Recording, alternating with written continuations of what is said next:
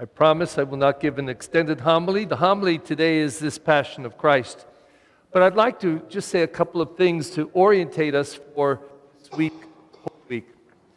I'd suggest that we place over this whole Passion, like a veil covering it, chapter 25 of Matthew, when he said, and he's sitting on his judgment throne, separates the sheep from the goats, he says, the people on the left and right, and he says to them, whatever you do to the least of my brothers and sisters, you do to me. And whatever you fail to do to the least of my brothers and sisters, you fail to do to me. And in saying this, he not only reflects upon the way we treat each other, he tells us that what is important is not how we treat the people we love, although that's important, our husbands, our wives, our children, our brothers and sisters, our aunts and uncles. It's how we treat the least, how we treat our enemies, how we treat the terrorists, yes, how we treat the least in society, because he says that's who he is identifying with. What you do to them and what you fail to do to them, you do or fail to do to me. That puts a whole different light on everything. And through this, it's kind of like a prism or lens, we read this Passion of Christ.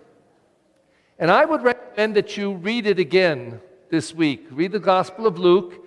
If you have a hardbound Bible, you pick it up and read it there. If you don't, or if you wish to read it online, just go to usccb.org. It'll come up, and then you can click on today's reading and pull up this whole Passion of Christ.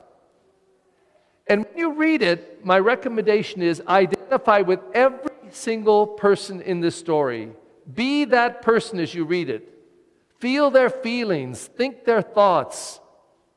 Think the thoughts of people in a crowd shouting, "Crucify him, crucify him." The reason is because the truth is we are and have been every one of those people, really. We have. Look at Pilate. Pontius Pilate didn't do anything to or against Christ. He didn't have anything against him. He was impressed by him. He tried 2 times. Let him go. I find no fault. Nothing deserving death.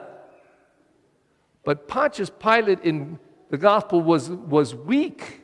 He had the power to stop it, and he didn't. How many times have we stood by a situation when we could have done something but did nothing? We're all Pontius Pilate sometime in our life. How many times have we been caught up in gossip and caught up in a mob or crowd, feeling the feelings of the crowd because we don't think through? Look at the politics of today. Oh my goodness, there's a lot of mobs and crowds doing horrible things because they don't think through or apply their faith to the situation. Every one of these people is us. And we are asked to enter into this story, this Passion of Christ, so that we can discover not just our humanity flawed as it is, but also that we can experience salvation and redemption.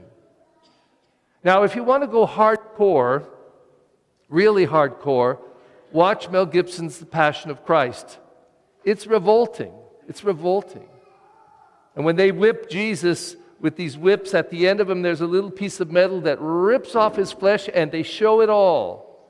It's revolting. And probably almost everybody in this church will end up suffering for at least a part of it. But you don't have to go that far. Just enter into the words. Think and feel them. Be not afraid to recognize ourselves in every one of these characters, including Jesus Christ. And in that way, this Passion of Christ and this Holy Week will truly be for us an experience, a deep experience of our humanity, flawed as it is, and also of our redemption that we find in Jesus.